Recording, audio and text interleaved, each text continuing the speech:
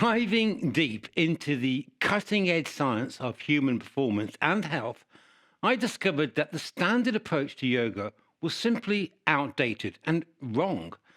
As a senior yoga teacher, I finally discovered why yoga did not help everybody and why there is a lot of yoga related injuries. For example, the spine is not designed for excessive bending.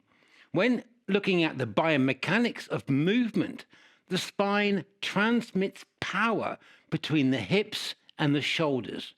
This means we need our spine to be strong and supple, not flexible. The spine is not designed for excessive bending. Simply trying to bend the spine down to the side as far as you can safely go in a posture like half moon does not develop a strong, stable, agile spine, nor does it reflect any movement we use in daily life or in sports. Simply bending the spine to the side too much causes the spine to buckle, which over time will damage the fabric of the intervertebral discs, a story I have seen play out too many times in yoga teachers with slip disc and chronic back pain. Half moon pose done correctly does not excessively bend the spine. Instead, it helps the reptilian brain enhance the neuromuscular stability and control of the spine while the spine is in a small amount of flexion. In this posture, you are to flex the spine to the side while maintaining an elongated, open fluid spine. You are only to come down to the 1 o'clock point position and then focus all your efforts on opening out the chest and lengthening the spine and creating a strong, open, gentle arch in the spine without coming down past that 1 o'clock point. You have to completely rewire and upgrade your muscle control. It's all about how well you communicate with your inner spinal stabilisation muscles, the muscles that connect directly to the vertebra in the spine. Half moon. First off, position 1. Inhale, exhale, and pull your whole body out to this starting structure. And from this point on, you've got to keep your body this relaxed and open. Exhale, palms out, arms up. Interlace the fingers, release the index fingers, cross the thumbs. Drive the chest away from the hip, keep the bum relaxed to feel the spine fully elongate. That's the starting point. Take the inhale. Exhale, relax the bum, drive the chest up, fully elongate the spine one more time and come up and out to the right. And then hold it at the 1 o'clock point only. Pause for the inhale. Exhale, release all tension, relax the bum and expand your body out to this framework. Feel the chest expand out to the sides. Feel the hip sockets open. Feel the shoulders open.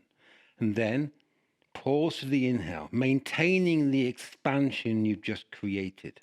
And then exhale, go again, relax the bum, drive the chest open, lengthen the spine more, drive the hip a little bit more to the left, fully expand out to this structure. And then again, pause for the inhale, maintaining the expansion you've just created. Exhale, go again. Feel the ankles opening. Feel the standing legs lifting out the hip socket. Keep the bum relaxed. Fully lengthen and expand the spine. Open out to this structure. Inhale, pause, maintaining the expansion you just created.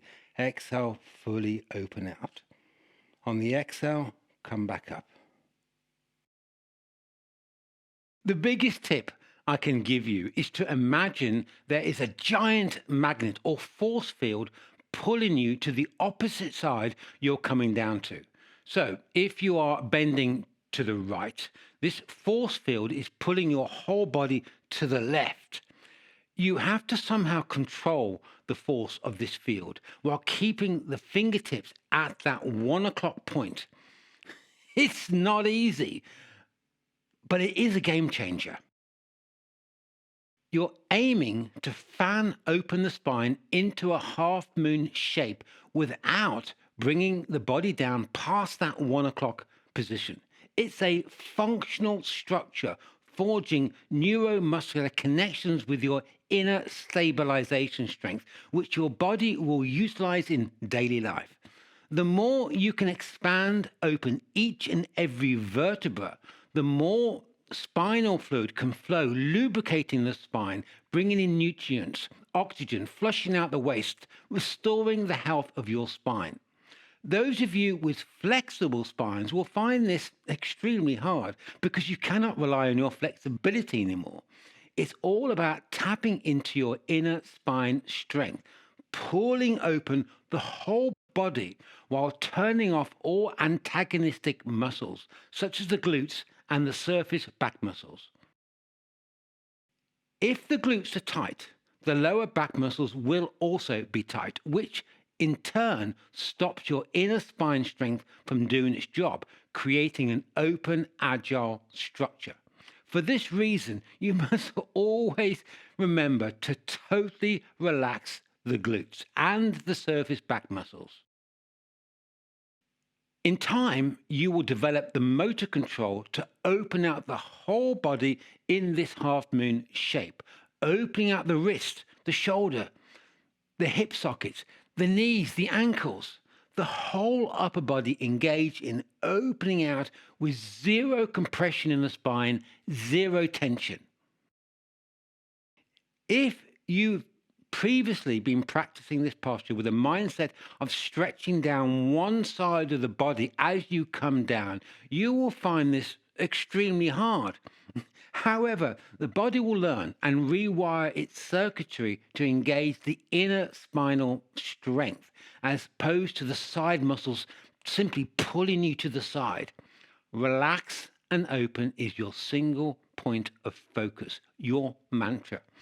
As I said, it's not easy, but everyone can do this, and everybody feels so much more engaged and alive.